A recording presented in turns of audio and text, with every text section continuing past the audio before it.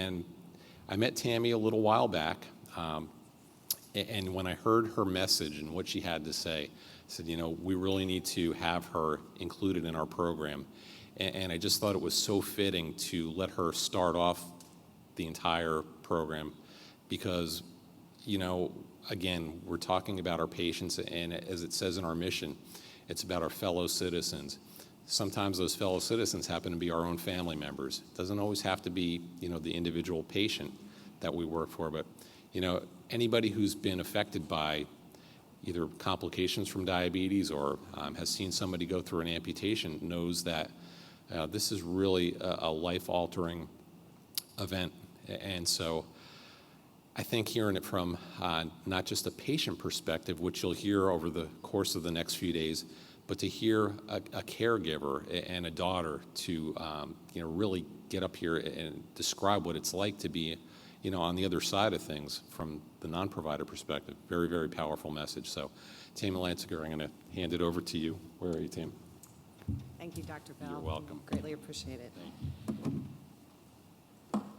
So if we could bring my presentation up. Thank you.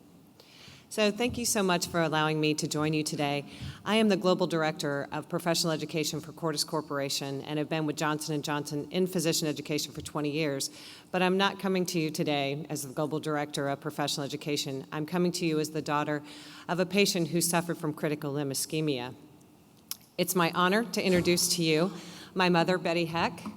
She is my best friend, she is my inspiration, and she is the strongest woman that I've ever known. To tell you just a little bit about her, 81 years old, type 2 diabetic, extremely insulin dependent. She suffered from rheumatoid arthritis. She never smoked a day in her life, never drank a day in her life, extremely active, and had a deep respect for diabetes and for wound care.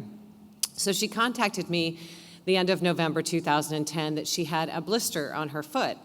And she was very worried about it and where it was placed. She had really bad bunions, and it was actually on a bunion. And I told her to get to her general practitioner as soon as possible.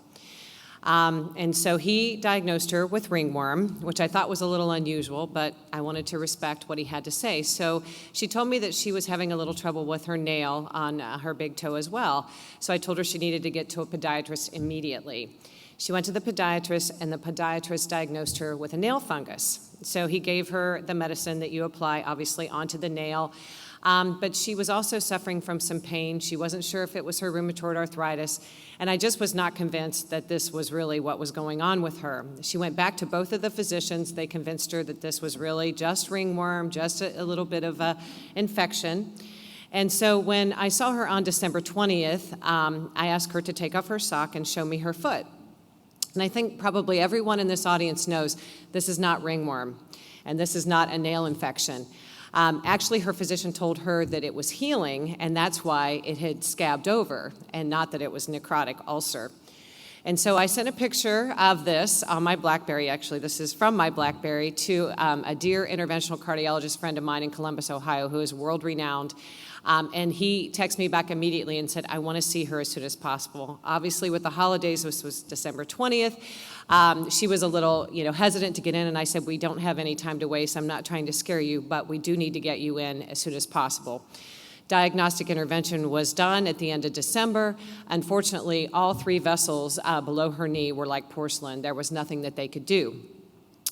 And as everyone knows, with critical limb ischemia, the disease progression is very fast. Obviously, by January 12th, she was at this point in an extreme amount of pain and not really sure at this point if she wanted to have an amputation. She felt that she lived a very good life and that she could basically live through this, that she would beat this because she had beat so many other odds. Unfortunately, because of the immense pain and struggle that she went through, she made the decision that she needed to have the amputation. By this point, she was taking 8 Percocet a day, and previous to this, she wouldn't take 2 Tylenol for a headache, so you can imagine what kind of state this put her in. So the day of her amputation, which was just barely a month after I saw her the first time for what was considered ringworm or a nail fungus, you can see the state of her foot.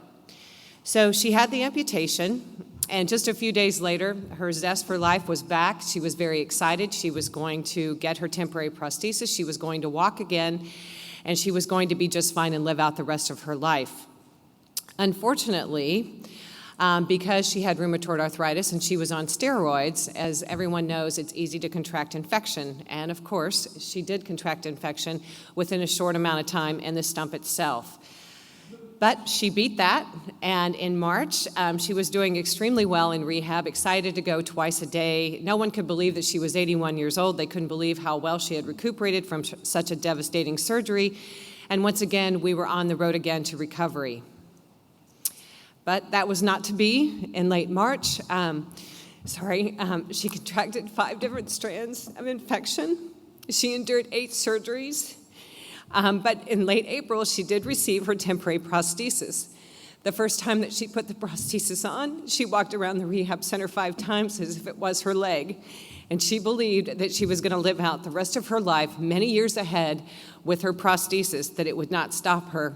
But unfortunately, that was not to be the case. So in mid-May, unfortunately, she contracted C. diff, which I think probably everyone is familiar with. And she could not, she could not recover from that. And she succumbed to the infection on May 27th. Sorry, I didn't cry the first time I did it, but today's a little rougher. But I promised her that her legacy would live on, that her suffering and her death would not be in vain. And I'm very fortunate that individuals like those at the Vascular Disease Foundation and Dr. Bell have given me the honor of being able to share her story beyond this.